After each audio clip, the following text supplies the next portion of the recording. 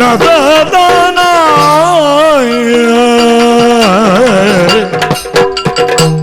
ದೇವಿ ಮಾಲವಿ ಸ್ವಾಮಿ, ಮದ್ದಳ ಸಭೆಯನ್ನು ಕಂಡಾಗ ಆನಂದವಾಗುತ್ತಿದೆ. ಧರ್ಮಜ್ಞನಾದಂತಹ ಅಶ್ವಪತಿ ಆಳ್ವಿಕೆಯಲ್ಲಿ ನಾವೆಲ್ಲ ಸಂತೃಪ್ತರು. ಜೀವನದ ಮೌಲ್ಯವನ್ನು ತಿಳಿದು ಬಾಳುವುದಕ್ಕೆ ನಮಗೆ ಅವಕಾಶವನ್ನು ಒದಗಿಸಿಕೊಟ್ಟ ಮಹಾನುಭಾವನೀತನೆಂದು ಜಯಘೋಷವನ್ನು ಮಾಡುತ್ತಿದ್ದಾರೆ.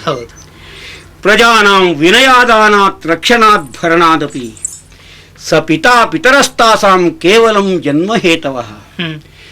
ಈ ಆರ್ಯೋಕ್ತಿಯನ್ನು ತಿಳಿದುಕೊಂಡ ಯಾವನೇ ಅರಸನಾಗಲಿ ಪ್ರಜೆಗಳಲ್ಲಿ ವಾತ್ಸಲ್ಯವನ್ನು ತೋರದೊಳೆಯುತ್ತಾನೆ. ಖಂಡಿತ ಇಲ್ಲ. ಉಣ್ಣಲು ಉಡಲು ಇರಲು ಬೇಕಾದ ಎಲ್ಲ ಅನುಕೂಲತೆಗಳನ್ನು ಅರಸನು ಒದಗಿಸಿಕೊಡುವುದರಿಂದಲೇ ಜನ್ಮವನ್ನಿತ್ತ ತಾಯಿ ತಂದೆಗಳಿಗಿಂತ ಹೆಚ್ಚಿನವನೆನಿಸ್ತಾನೆ. ಆದುದರಿಂದಲೇ ಧನ್ಯತೆಯನ್ನು ನಾವು ಪಡೆದೆವು. ಅಶ್ವಪತಿಯ ಆಳ್ವಿಕೆ ಚೆನ್ನಾಗಿದೆ. ಎಲ್ಲ ಕಡೆಗಳಲ್ಲಿಯೂ ಶಾಂತಿ ಇದೆ, ಸಮೃದ್ಧಿ ಇದೆ, ತುಷ್ಟಿ ಇದೆ, ಪುಷ್ಟಿ ಇದೆ.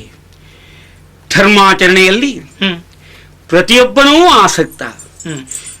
ಕುಲಕ್ರಮಾಗತವಾಗಿ ಯಾವುದು ಪ್ರಾಪ್ತವಾಗಿದೆಯೋ ಅದನ್ನು ಉಪಯೋಗಿಸದೆ ನ್ಯಾಯ ನಿಷ್ಠುರಾಗಿ ಬಾಳಿ ಬದುಕುತ್ತಿರುವ ಪ್ರಜಾಸ್ತೋಮ, ಇದನ್ನೆಲ್ಲ ಕಂಡು ಆನಂದವನ್ನು ನಾನು ಹೊಂದಿದ್ದೇನೆ.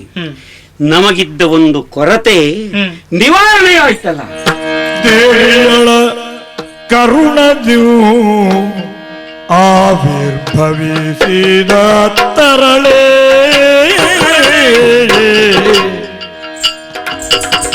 ಕಾಟೆ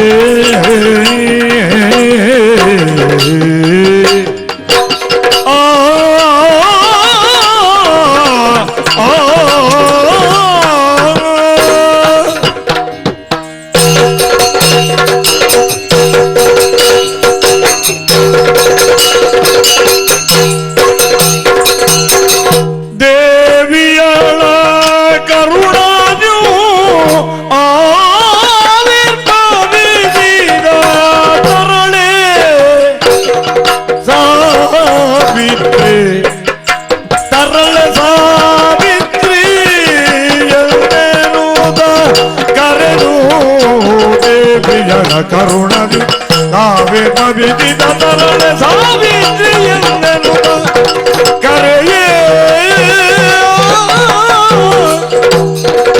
ದೇವ ಬ್ರಾಹ್ಮಣರೇ ಮಲ ದೇವ ಬ್ರಾಹ್ಮಣರೇ ಮಲಭಾವರೆಲ್ಲ ಬದಲಿದಿ ಭೂವರನು ಮನ್ನಿಸಿದ ಬಳಿಕ ಮನ್ನಿಸಿ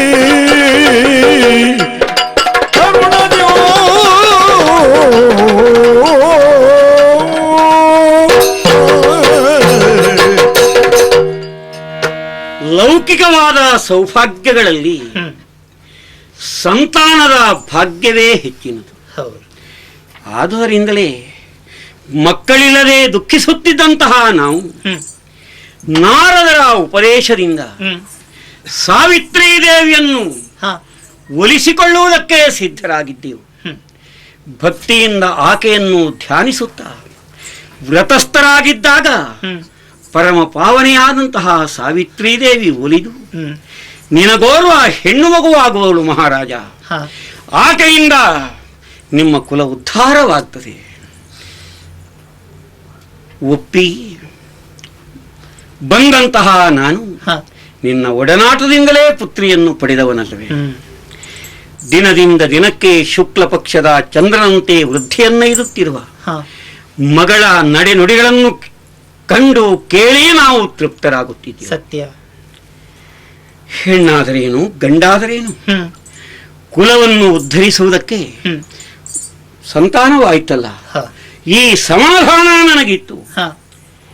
ಶಾಸ್ತ್ರಾಧ್ಯಯನವನ್ನು ಮಾಡಿ ಧನುರ್ವೇದವನ್ನು ಅಭ್ಯಸಿಸಿ ರಾಜೋಚಿತವಾದ ಎಲ್ಲಾ ವಿದ್ಯೆಗಳಲ್ಲಿಯೂ ಪಾಂಡಿತ್ಯವನ್ನು ಪಡೆದಿರುವಂತಹ ಮಗಳನ್ನು ಕಾಣುತ್ತಾ ಕಾಣುತ್ತಾ ನಾವು ಆನಂದಿಸಿದ್ದೆವು.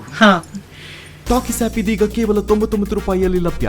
ಹಿಂದೆ ಡೌನ್ಲೋಡ್ ಮಾಡಿ ಟಾಕೀಸ್ ಆಪ್.